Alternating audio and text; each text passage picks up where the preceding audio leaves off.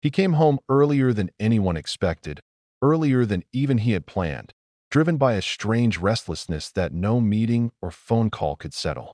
The front gate closed behind his car with a muted click, and for a moment he sat there, hands resting on the steering wheel, staring at the lights of the house that usually felt more like a hotel than a home.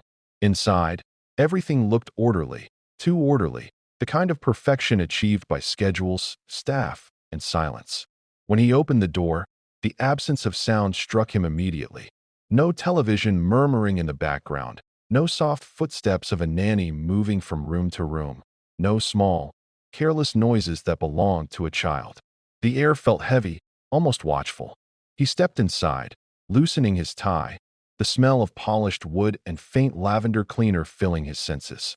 His shoes echoed against the marble floor, and he winced at how loud they sounded in the stillness. Instinctively, he slowed down, listening. Somewhere above, a faint thump echoed, like something small being shifted. He called his daughter's name softly, expecting her to run toward him or at least answer with her high, eager voice. There was nothing.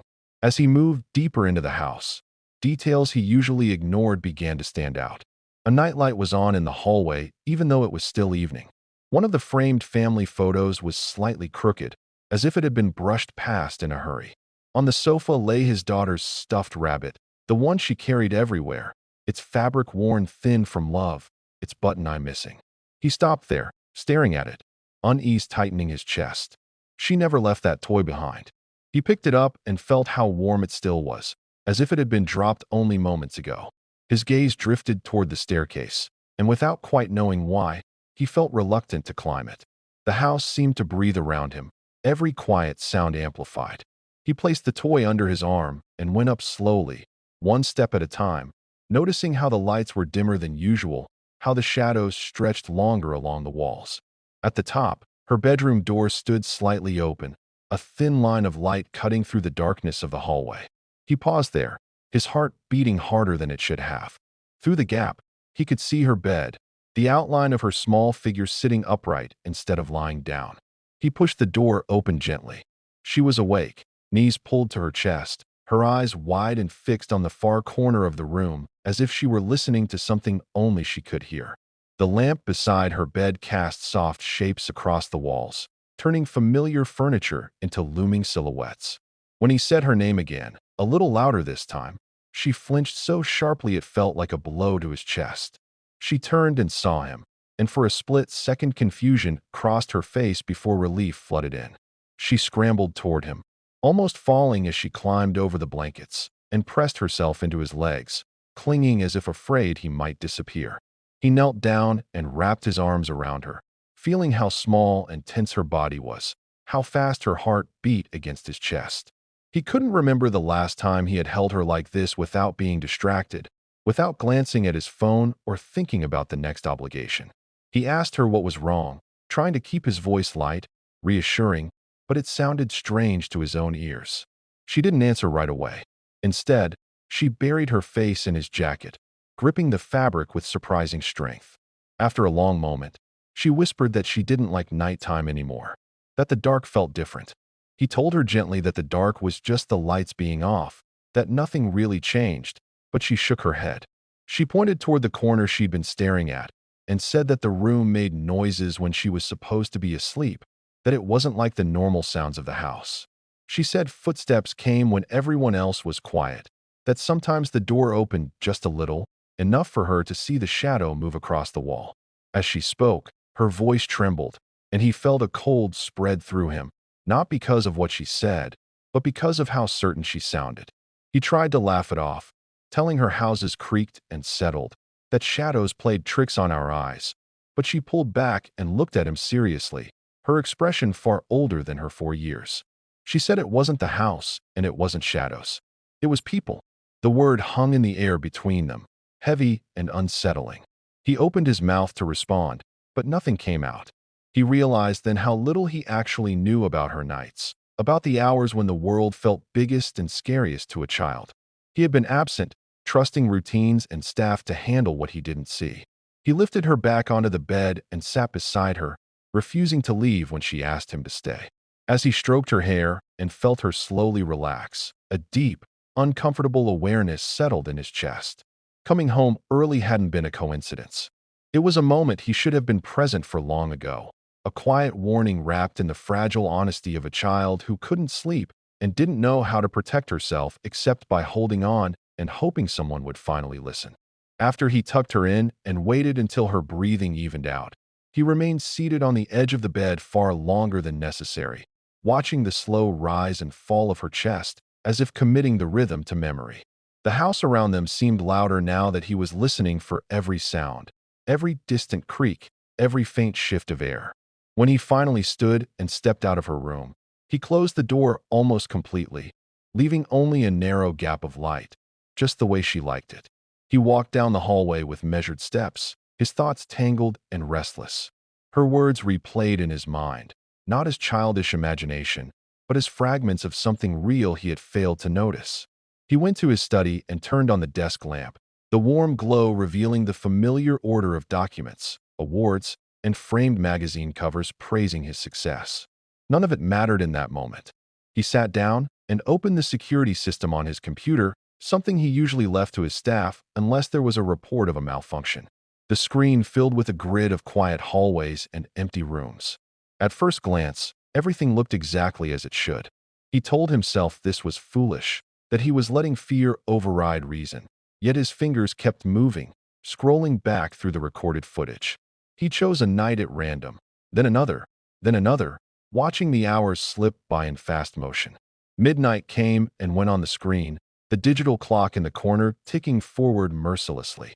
Then, on one recording, he noticed something that made his hand still on the mouse.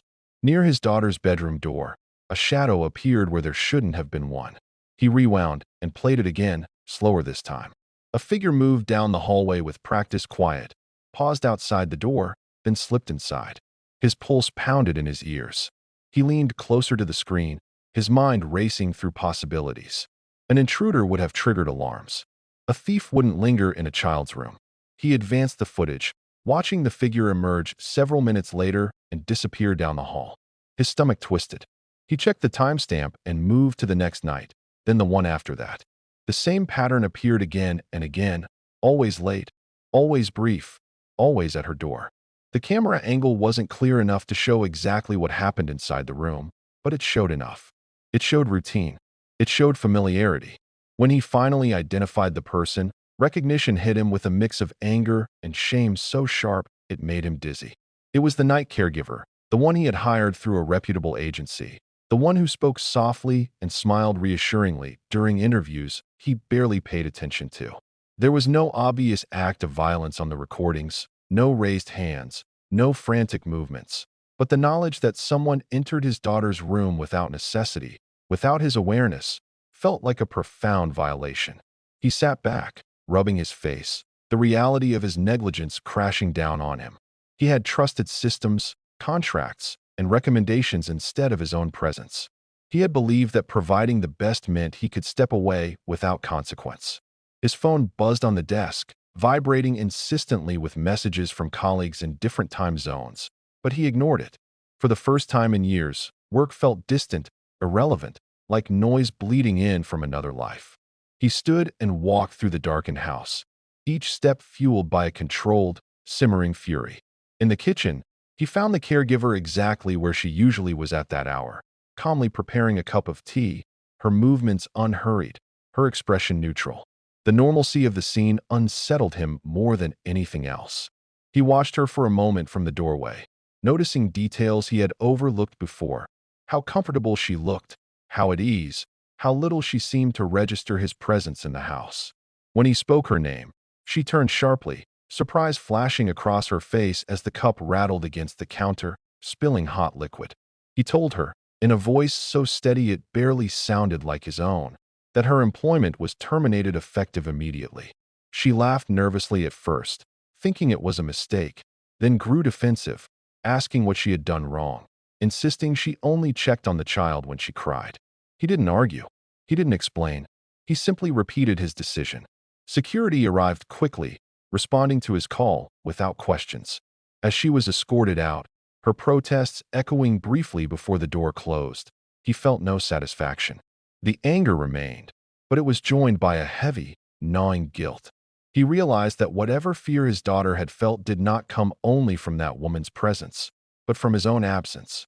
By outsourcing care, by trusting that money could solve what required attention and love, he had left a 4-year-old to make sense of unsettling experiences alone. He returned to his study and shut down the security feeds, his reflection staring back at him in the darkened screen. For the first time, he understood that the nights his daughter couldn't sleep were not a mystery to be solved with technology or authority. They were a consequence of choices he had made over and over again, choosing distance over involvement, assuming that being a provider was the same as being a protector. The following evening, he made a decision that would have seemed unthinkable to him only weeks earlier, and he made it without consulting anyone or asking permission. He canceled every meeting, silenced his phone, and drove home before the sun had fully dipped behind the skyline, feeling an unfamiliar mixture of resolve and unease.